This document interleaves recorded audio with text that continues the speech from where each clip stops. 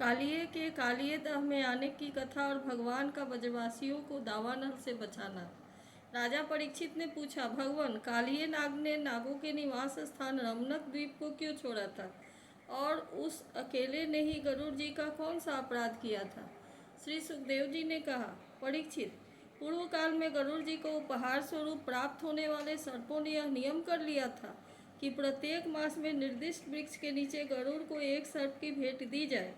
इस नियम के अनुसार प्रत्येक अमावस्या को सारे सर्प अपनी रक्षा के लिए महात्मा गरुड़ जी को अपना अपना भाग देते रहते थे।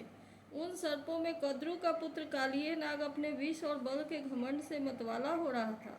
उसने गरुड़ का तिरस्कार करके स्वयं तो बलि देना दूर रहा, दूसरे सांप जो गरुड़ को बलि देते उसे भी खा लेता। परीक्षित, यह सुनकर भगवान के प्यारे पार्षद शक्तिशाली गरुड़ को बड़ा क्रोध आया। इसलिए उन्होंने कालिए नाग को मार डालने के विचार से बड़े वेग से उस पर आक्रमण किया। विषधर कालिए नाग ने जब देखा कि गरुड़ बड़े वेग से मुझ पर आक्रमण करने आ रहे हैं, तब वह अपने 101 फन फैलाकर डसने के लिए उन पर टूट पड़ा।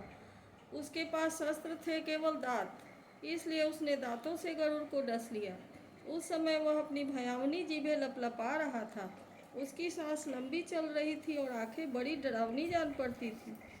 ताक्ष नंदन गरुड़ जी विष्णु भगवान के वाहन हैं और उनका वेग तथा पराक्रम भी अतुलनीय है। कालिए नाग की यह ढिठाई देखकर उनका क्रोध और भी बढ़ गया तथा उन्होंने उसे अपने शरीर से झटक कर फेंक दिया एवं अपने सुनहले बाएं पंख से कालिए नाग पर बड़े जोर से प्रहार किया। उनके पंख की चोट से कालिए नाग घायल हो गया। वह घबराकर वहां से भागा और जमुना जी के इस कुंड में चला आया। जमुना जी का यह कुंड गरुड़ जी के लिए अगम्य था, साथ ही वह इतना गहरा था कि उसमें दूसरे लोग नहीं जा सकते थे। इसी स्थान पर एक दिन क्षुधातुर गरुड़ ने तपस्वी सौभरी के मना करने पर भी अपने अभीष्ट भक्ष मत्स्य को बलपूर्वक पकड़कर खा लिया। अपने मुखिया मत्स्यराज के मारे जाने के कारण मछलियों को बड़ा कष्ट हुआ। वे अत्यंत दीन और व्याकुल हो गई। उनकी यह दशा देखकर महर्षि सौभरी को दया आ गई। उन्होंने उस कुंड में रहने वाले सब जीवों की भलाई के लिए गरुड़ को यह शाप दे दिया, यदि गरुड़ फिर कभी इस कुंड में घुसकर मछलियों को खाएंगे तो उसी क्षण प्राणों से हाथ धो बैठेंगे। मैं यह सत्य सत्य कहता हूँ। परीक्षित, महर्षि सौभरी के इस शाप की बात कालिए नाग के सिवा और कोई सांप नहीं जानता था, इसलिए वह गरुड़ के भय से वहाँ रहने लगा था और अब भगवान श्री कृष्ण ने उसे निर्भय करके वहाँ से रमनक द्वीप में भेज दिया। परीक्षित, इधर भगवान श्री कृष्ण दिव्य माला, गंध, वस्त्र, महामूल्य मणि और सुवर्णमय आभूषणों से विभूषित हो उस कुंड से बाहर निकले। उनको देखकर सब के सब ब्रजवासी इस प्रकार उठ खड़े हुए मानो प्राणों के पाकर इंद्रियां सचेत हो जाती हैं। सभी गोपों का हृदय आनंद से भर गया। बड़े बड़े प्रेम और प्रसन्नता से अपने कन्हैया को हृदय से लगाने लगे।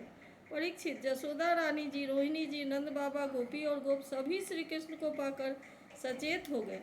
उनका मनोरथ सफल हो गया।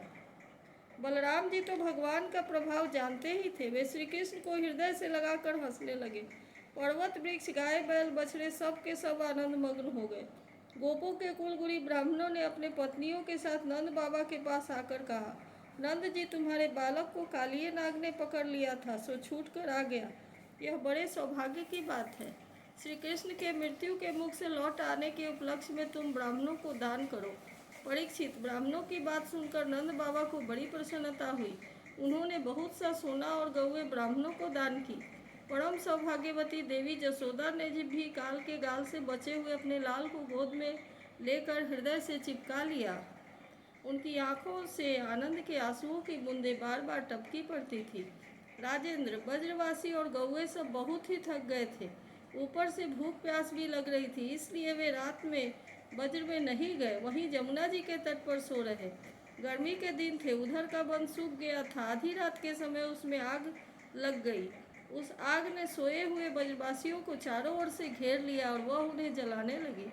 आग की आंच लगने पर ब्रजवासी घबरा कर उठ खड़े हुए और लीला मनु से भगवान श्री कृष्ण की शरण में गए।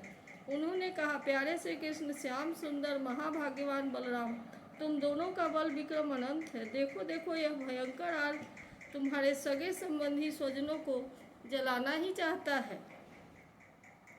तुम में सब सामर्थ्य है, अब तुम हमारे सुहृद हैं, इसलिए इस प्रलय की अपार आग से हमें बचाओ।